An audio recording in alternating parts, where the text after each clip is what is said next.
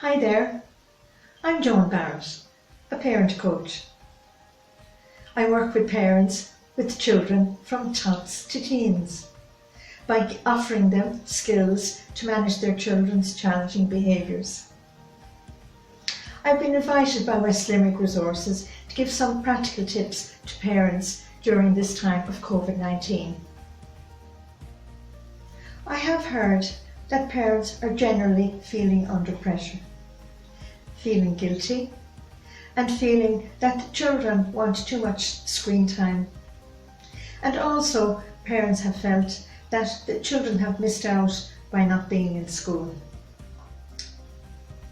In this session, I'm going to cover developing a positive relationship with your children, giving choices to children, and having a routine, having a plan, and avoiding fights by getting hooked in to debate.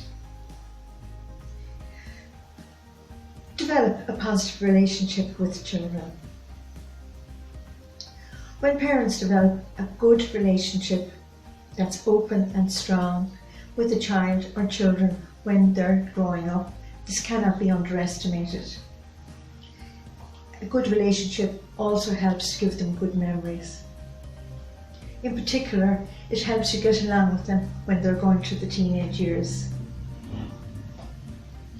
Get to know them, be interested in their world, make every opportunity to connect with them in a positive way.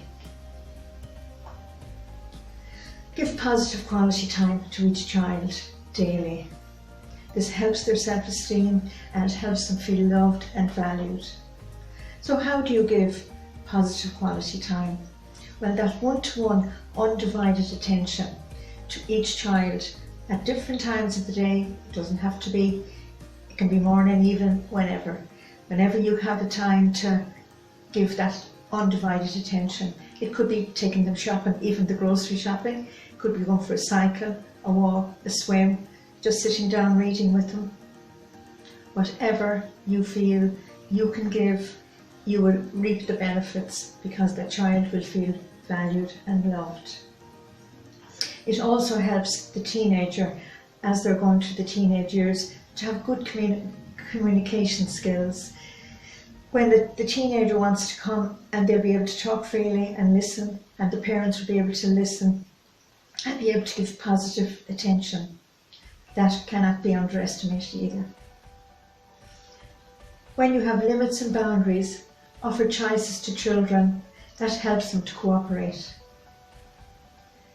And that will help their well-being and self-esteem for their future happiness. Involve the children in daily jobs and allow them to cooperate. And don't forget to say thank you for when they cooperate and help out. So, developing a plan. I believe children thrive on routine. It's so important for them to be able to know on a daily basis what's ahead of them and what they have to do. And we're going into summertime now, and the natural school year is coming to an end, and you'll have a different plan than you would have had for the last few months. So sit down and make out a plan for the activities that they might like to do during the week or the day on a daily basis. Ask for suggestions. They will have their ideas, you will have your ideas. Make a note of everything, then set out a rota, and maybe an older child might be able to encourage them to take responsibility for drawing up a rota, and they love that. So included in the plan could be the daily jobs, the responsibilities they have during the day, include in the plan screen time, and also have, if the screen time isn't followed through and the time that's allotted for their screen time, and have consequence in place for if the rule is not followed. Agree with the children and the child who is on the screen time what the consequence will be, so they know beforehand if they go over the time that then they've already missed the next slot.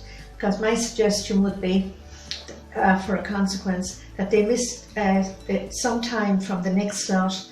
If they're on later on in the day and they've gone over a half an hour, well then that's half an hour is cut from the time, and they know beforehand, and that really does help, and believe it or not, it actually does work. If the child should argue about the time, about it's not enough time, in a kind and a firm way, say, well, this is the plan for this week, we'll review it again in a week's time, and then we'll look at it. So in the meantime, do your best to keep the plan. When the plan is set out and the routine is set out, display it on a notice board or on a wall where the children can view it daily, and they know at a glance what then they have to do. And having the plan in place also cuts down on them saying, I'm bored, because then you can refer them to the plan and you say, well, what have we decided on for the afternoon or tomorrow? In the routine and in the plan, have screen time allotted also for the child who will play screen time. Giving choices to children, I believe, is very respectful. With the younger child, you give two choices, and if something they have to do, they have a responsibility, and it could be to tidy their room. You say, well, you can tidy your room now, or you can leave it until after lunch. I leave you decide. So you pull back and you leave them work it out and maybe check on later on how they got on. With the teenager, they may have a problem that they want you to work out.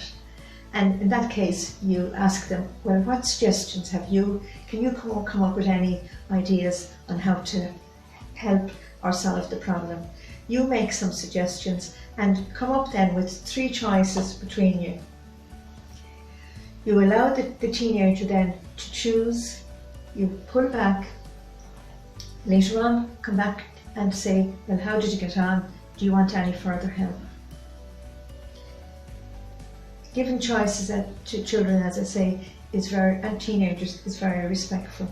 And it's also a great opportunity to teach problem solving. It's a skill that's so needed as they're growing up and going out into the world. And if they learn that life skill at home, you'll reap the benefits. Avoid fighting with the child by avoiding debate. So what do I mean by that? When we get hooked in to a fight with a child, they're laying debate. And if you find yourself getting irritated and getting cross, my suggestion is to calm down, count to 10, walk to the window. That's another suggestion. Walk to the window, ask yourself, how will I manage this? So an example of what I mean by doing the opposite. If you normally shout, talk quieter in a kind voice. If you normally get angry, you're feeling yourself getting angry and you're giving negative attention, stop, say nothing. Instead, wait until the child does something you like and you comment on it by catching them being good.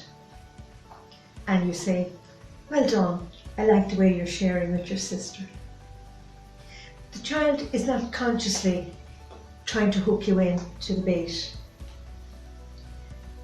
Don't give negative attention by giving attention on demand. Over the last number of months, you have been homeschooling, and on the daily basis, you had homework. Well, the good news is the natural school year is coming to an end, and we'll have the summer routine coming on, as I said already, and you'll have the plan in place. Homework may have been a problem for some children, but for others, they may have sailed through it and they actually enjoyed it. Well, that headache for a lot of parents is coming to an end. I would suggest that you encourage children to read, do puzzles, do some brain games, and generally keep up some form of routine around, sitting down, as I said, and reading. And don't forget to give that quality time to each child. They will feel secure and happy. What I covered in this talk was developing a positive relationship, having a plan in place, children thrive on routine, giving children choices, and avoiding fights with children. Be a positive, responsive parent. It's not about being a perfect parent, it's about being good enough. Be kind to yourself, take care, and remember that self-care. Bye-bye for now.